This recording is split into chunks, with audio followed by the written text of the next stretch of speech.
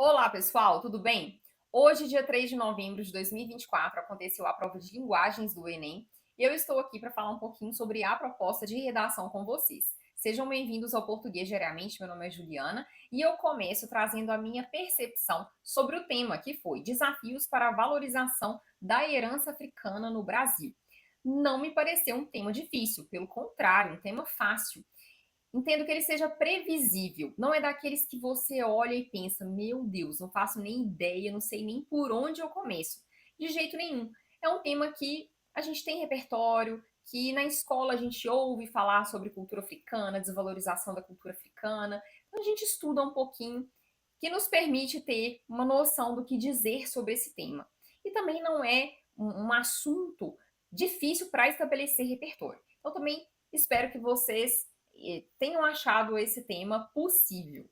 E vamos aos textos motivadores. Foram 6 textos, eu achei isso ótimo, porque dá mais possibilidade, mais ferramenta para os candidatos refletirem, pensarem sobre o assunto, e fica mais fácil escrever. O texto 1 era uma definição. Herança, ó, o legado de crenças, conhecimentos, técnicas, costumes, tradições, transmitido por um grupo social de geração para geração. Cultura. Então, basicamente, transmissão cultural.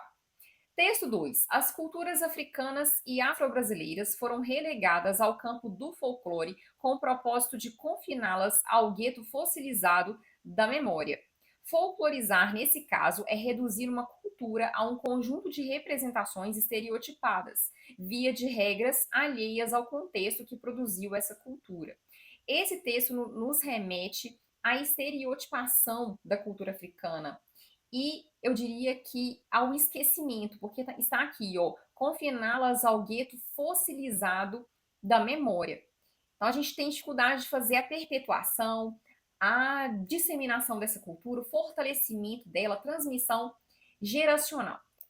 O texto 3 é o capítulo de um livro, o início do capítulo, e diz assim, capítulo 8: quando não souberes para onde ir, olha para trás e saiba pelo menos de onde vens. Provérbio africano.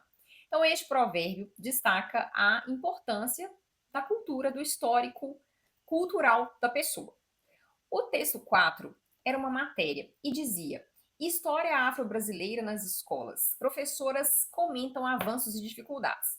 As aulas sobre escravidão eram motivo de vergonha para uma professora quando ela estudava em uma escola municipal na zona sul de São Paulo. Era o meu pior momento na escola, lembra a ex-aluna. Naquela época, a história da população negra no Brasil era reduzida ao horror do período escravocrata. Não se falava na escola sobre temas como a história, a cultura afro-brasileira, muito menos sobre as grandes personalidades negras do país, como Luiz Gama e Carolina Maria de Jesus. A pedagoga, que é negra, tem orgulho de oferecer uma experiência diferente da que viveu em sala de aula para seus alunos. Agora, os livros infantis levados para as turmas têm protagonistas pretos. Temas como a beleza do cabelo crespo e o combate ao racismo fazem parte do dia a dia da escola. Então, aqui a gente percebe que detalhes diferentes desse tradicional, do que aconteceu em relação à escravidão, no período colonial, mais informações sobre a cultura negra, as pessoas, de modo geral, não têm. Essa professora passou por isso quando ela estudou, e é justamente por perceber a relevância de mais informações sobre a cultura negra ser transmitida, é que ela traz uma experiência diferente para os alunos, coloca mais dados, coloca mais informações nas aulas dela sobre a cultura e a importância dessa herança africana. O texto 5 é um samba enredo, histórias para ninar gente grande. Brasil, meu nego, deixa eu te contar a história que a história não conta. Esse trecho até nos remete ao texto anterior, a história que a história não conta. Tem muito ainda para a gente saber que poderia ser contado e que não consta na versão tradicional. O avesso do mesmo lugar, na luta é que a gente se encontra. Brasil, meu dengo, a mangueira chegou, com versos que o livro apagou. Desde 1500 tem mais invasão do que descobrimento. Então, aqui uma crítica a esse passado, a nossa história de invasão, de abuso. Então, tem sangue retinto pisado, atrás do herói emoldurado. Mulheres, tamoios, mulatos, eu quero um país que não está no retrato. Brasil, teu nome é Dandara. Então, pessoas importantes que são provenientes da cultura africana. E a tua cara é de Cariri, não veio do céu, nem das mãos de Isabel. A liberdade é um dragão no mar de Aracati. Salve os caboclos de julho, quem foi de aço nos anos de chumbo. Brasil chegou à vez de ouvir as Marias, Mains, Marielles, Malês. Texto 6, que foi o último. Alunos de escola municipal conhecem pontos do Rio que retratam relação com a África. Então, alunos admiram o grafite de Zumbi dos Palmares na Pedra do Sal. Então, valorização aqui dessa herança cultural. E, diante desses textos, tínhamos de escrever a redação. E eu quero te dar aqui algumas sugestões de repertório, de argumentos, de solução. É possível que você tenha tido alguma dessas ideias. Então veja aqui algumas possibilidades. Olha só, de repertório, período colonial. Por quê? Uma ótima alternativa trazer um repertório histórico. Afinal de contas, nós temos o preconceito como uma dificuldade para a valorização da herança cultural africana. Então, o preconceito poderíamos considerar que ele começou lá no período colonial. Naquele tempo, por exemplo, as pessoas negras eram impedidas de manifestar a cultura delas. No âmbito religioso, por exemplo, considerava-se que a religião delas era demoníaca, era maléfica. Nós temos vários exemplos de tentativa de apagamento dessa cultura, de desvalorização da cultura africana. Período colonial, contexto histórico, é uma excelente alternativa. Perigo de uma história única. Para quem colocou o quanto é ruim nós não termos muitas informações a respeito da cultura africana, essa aqui é uma boa fonte. Por quê? Quando você não tem muitas informações sobre uma realidade, sobre um assunto, você não consegue ver a realidade como ela de fato é. Você tem uma visão prejudicada, uma visão deturpada. Então, por isso que é perigoso a gente ter uma história única. Que história única? Aquela tradicional da escola, que a gente sabe sobre o que aconteceu no período da escravidão. Mas não saber de outras fontes, não ter mais conhecimento sobre isso, é muito ruim para a nossa interpretação a respeito da cultura africana. Então, o perigo de uma história única é uma palestra. Quem proferiu foi uma escritora nigeriana chamada Chimamanda Adichie. E ela fala como é grave a gente não ter muitas informações, muitas visões sobre um assunto. Então, ao longo da palestra dela, ela coloca vários exemplos de como uma história única